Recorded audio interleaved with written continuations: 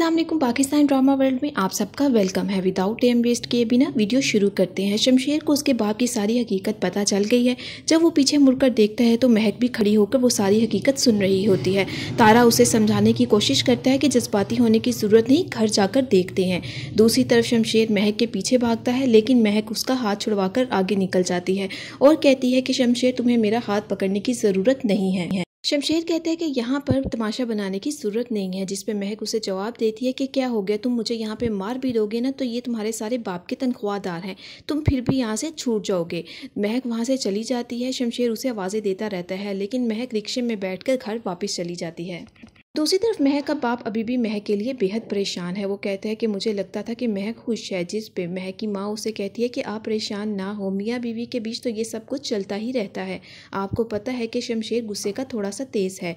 इंशाल्लाह इन दोनों के बीच बहुत जल्द सब कुछ ठीक हो जाएगा, आप परेशान मत हों।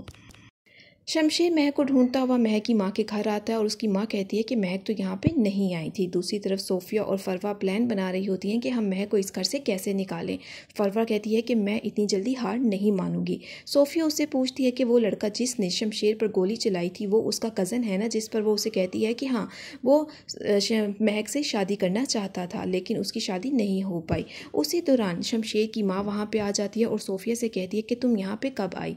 उसी दौरान पीछे से बाहर से महक आती है और पीछे से गुजरकर चली जाती है। सोफिया कहती है कि इसे लड़की को क्या हो गया है कि इसे कोई तहजीब ही नहीं रही, जिस पे शमशेर की माँ कहती है कि मैं इससे अंदर जाकर पूछती हूँ। शमशेर की माँ महक के कमरे में जाती है और पूछती है कि तुम्हें क्या हो गया है। मैंने तुम्हें कहा था कि अगर तुम अपने हालात बदलना चाहो तो बदल सकती हो, लेकिन तुम तो अपने हालात खुद बदलना ही नहीं सकती।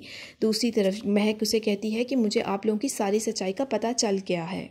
शमशेर की माँ उसे कहती है कि तुम्हारा क्या मतलब है, बाहर मेहमान आके बैठे थे लेकिन ना कोई सलाम ना कोई दुआ, कोई तहजीब भी होती है। जिस पे महक कहती है कि आप अपनी तहजीब अपने पास ही रखें। आपके शोहर ने मुझे मरवाने की कोशिश की, मुझे सब पता चल गया है। आपको तो उस दरिंदा नुमा शोहर को जेल भिजवा देना चाहिए था। ये सुनकर शमशेर की माँ को गुस्सा आ जाता है और वो महक पे हाथ उठाते उठाते रह जाती है और वहाँ से चली जाती है। महक उसके बाद बहुत ज़्यादा रोती है। तरफ तारा शमशेर को समझाने की कोशिश करता है कि तुम जज्बाती ना हो और अपनी बीवी की बातों से बाहर निकलो। तुम्हारे बाप ने तुम्हारी बीवी को मारने की कोशिश नहीं की, शेरू झूठ बोल रहा है। शमशेर कहता है कि शेरू क्यों झूठ बोलेगा, ऐसा कुछ भी नहीं है। अगर तो मेरे बाप ने मेरी बीवी को मारने की कोशिश की है तो उनसे मैं बदला लेके रहूँगा। तारा और शमशेर एक दूसरे को देखते ही रह जाते हैं। तारा इस बात पर बड़ा परेशान होता है कि इसे हकीकत का पता चल गया है। शमशेर महक के पास आता है और उसे कहता है कि तुम परेशान मत हो। महक आगे से मुसलसल ही बोलती जाती है और कहती है कि तुम्हारा बाप मेरा मुजरिम है। तुम 1000 बार भी मुझे मना करोगे खामोश होने के लिए, लेकिन मैं आज मना नहीं होंगी। तुम्हारा बाप मेरा गुनहगार है। कहती है कि अगर तुम्हें उस शेरू पे यकीन नहीं है, लेकिन अगर यही बात तुम्हारी माँ कहे उस पर तो तुम यकीन कर लोगे ना। मैं तुम्हें, तुम्हारे ख़ानदान को और तुम्हारे बाप को नहीं छोड़ूंगी। अगले ही लम्हे शेरशाह अपनी माँ के पास आता है, उसका हाथ उठाकर अपने सर पर रखता है और कहता है कि मुझे सारी हकीकत बताएं, मेरी कसम है आपको। जिस पे उसकी माँ उसकी कसम नहीं खाती और कहती है कि मैं तुम्हारी कसम नहीं खा सकती। लेकिन शेरशाह बंदूक निकाल के अपने ऊपर तान लेता है और कहता है कि अगर आपने मुझे सारी हकीकत नहीं बताई तो मैं अपने आप को मार दूंगा। इसी डर से उसकी माँ सारी हकीकत उसे बता देती है और वो वहाँ से चला जाता है। उसकी माँ और तारा उसको समझाने की कोशिश भी करते हैं। दूसरी तरफ निदा को देखने के लिए कोई लड़के वाले आ रहे हैं, इसीलिए नीदा इस बात से बेहद खुश हो रही होती है और अपनी दोस्त को बताती है कि उसके पास मर्सिडीज भी है। दूसरी तरफ एहसन अपनी माँ को कहते हैं कि माँ आप तैयार हो जाएं, हमने ताया के घर जाना है। नीदा को देखने के लिए कोई लड़के वाले आ रहे हैं। अंतलीब मना कर देती है कि मैं नहीं जाऊंगी। वो अपने बेटे से बहस करना शुरू कर देती है और कहती है कि जो वो चाहेंगे हमें क्या ज़बरदस्ती वही कुछ करना पड़ेगा। जिस पे एहसन अपनी माँ को कहता है कि मैंने तो सिर्फ आपको जाने के लिए ही कहा था और वहाँ से चला जाता है। अंतलीब अपने बेटे को देखती रह जाती है। अगले सीन में दिखाया गया है कि लड़के वाले निदा के घर आ गए हैं। निदा उनके पास आकर बैठती है तो लड़के की माँ को निदा बेहद पसंद आती है और कहती है कि मुझे तो निदा जैसी प्यारी लड़की ही चाहिए थी। वो कहती है कि मेरे बेटे को सिर्फ 2 हफ्ते की छुट्टियां हैं, हमने जल्दी से निकाह करना है। लेकिन उस लड़के की नज़र पड़ जाती है महक की तस्वीर पर। वो अपनी माँ को पास बुलाता है और सारी तफसील बताता है कि ये तो वो ही लड़की है जिसके चर्चे बहुत मशहूर हैं। उसकी माँ बोलती है कि आपको अपने बैकग्राउंड का पता था तो आपने हमें यहाँ पर क्यों बुलाया। वो रिश्ते से साफ इनकार कर चली जाती है। जाने के बाद महक का बाप बेहद परेशान होता है। वो कहता है कि मेरी बेटियों के नसीब क्या है, महक की वजह से हमें इतनी परेशानियों का सामना करना पड़ रहा है। निदा भी दूसरी तरफ अपनी माँ के सामने बहुत रोती है कि आप ही की वजह से मुझे हर जगह पे बेइज्जत होना पड़ रहा है। क्या मेरी यही नसीब है।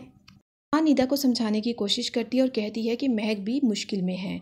दूसरी तरफ निदा का बाप भी बहुत परेशान है और कहता है कि हम किस तरह से अपनी बेटी की शादी करेंगे, हमारी तो कोई भी इज्जत नहीं रही, हर जगह पे हम मशहूर हो गए हैं। उसी दौरान एहसान आता है अपनी ताया के पास और कहता है कि ताया आप परेशान हरगिज़ ना हो, मैं पहले पीछे हट चुका हूँ लेकिन इस दफ़ा पीछे नहीं हटूँगा, मैं निदा से शादी करूँगा। दूसरी तरफ महक शमशेर को कहती है कि तुमने मेरी ज़िंदगी जहन्नुम बना रखी है और मैं इस जहन्नुम में इसीलिए जलती रही क्योंकि मेरे और मेरे घर वालों ने तुम्हारे शर से बचने के लिए मेरी मौत को मेरी जिंदा रहने पर फोकियत दी, लेकिन किस्मत ने भी क्या खेल खेला, मेरी मौत तुम्हारे बाप की ही दी हुई निकली। शमशेर महक की सारी बातें सुनकर वहाँ से चला जाता है। जब ताया के घर से वापस आता है तो उसकी माँ अंदलीप उसको बहुत बातें सुनाती है और कहती है कि कुर्बानी देने के लिए सिर्फ तुम ही रह गए हो, तुम निदा से निकाह नहीं करोगे। ऑफिस से घर आते वक्त तारा बाबा साहब को बताता है कि शेरू पकड़ा गया है और उसने पुलिस को सारा सच बता दिया है और शमशेर को भी सारी हकीकत का पता चल गया है, जिस पे बाबा साहब कहते हैं कि शमशेर शेरू की बात पर क्यों यकीन करेगा, जिस पे तारा कहता है कि माँ ने भी उसे सारी हकीकत का बता दिया है। बाबा साहब ये बात सुनकर कहते हैं कि तारा गाड़ी तुम थाने की तरफ मोड़ लो। जब बाबा साहब थाने पहुँचते हैं तो शेरू से मुलाकात करते हैं। वो शेरू को कहते हैं कि नमक हराम और उसको थप्पड़ मार कर नीचे गिरा देते हैं।